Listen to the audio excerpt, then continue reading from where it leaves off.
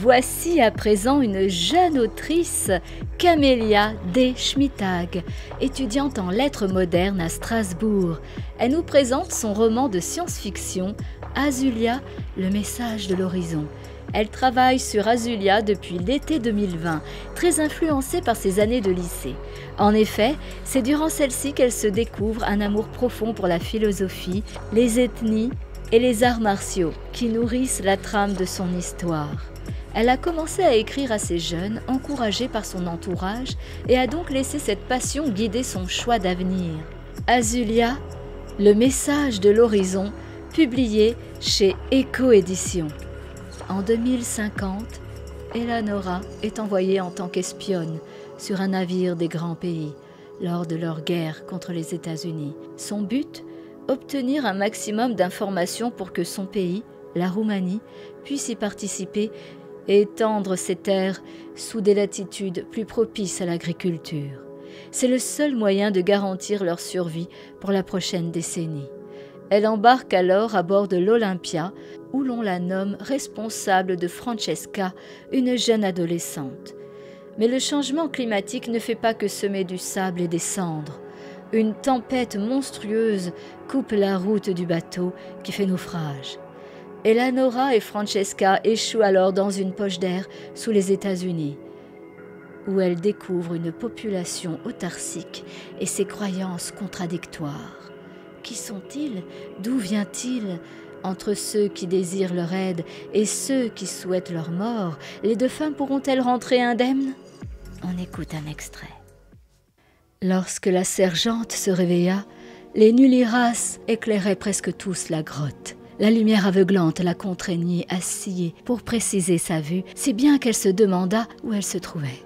Tout lui revint alors qu'elle plongeait ses mains dans la mousse de son lit pour se redresser. Elle se souvint du naufrage, de la découverte de ce lieu étrange et des avertissements pressants d'Arlara. Son cœur se serra. Elle aurait préféré se réveiller à Baia Mare et constater que sa mésaventure n'avait été qu'un mauvais rêve.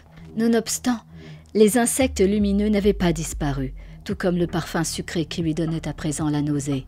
La totalité de ces éléments provenait de la nature, mère sauvage, dont l'enfant s'était éloigné depuis bien longtemps. Si longtemps que l'esprit ensommeillé d'Eleanora n'y voyait qu'une hostile étrangeté. Des éclats de voix achevèrent de la réveiller. Un peu plus loin, un groupe de personnes conversait, dominé par le timbre agacé de Niro. La Roumaine se mordit la lèvre. Il devait être tard, puisque la quasi-totalité des nulliras brillait désormais. D'un mouvement vif, elle se leva et alla secouer sa protégée du bout des doigts. Celle-ci marmonna des paroles inintelligibles, les yeux clos, puis se retourna. Elle ne les ouvrit que lorsque sa responsable l'appela par son nom, puis les écarquilla face à la voûte dorée. « Oula, il y a beaucoup de papillons là quand même », murmura-t-elle, l'air pensif. « On est en retard, c'est ça ?» « Je n'avais pas remarqué », ironisa son aînée. L'adolescente se dégagea de leur couverture de fourrure afin de bondir sur ses deux jambes. « Bah, filons !» lança-t-elle. « On va encore se faire taper sur les doigts !»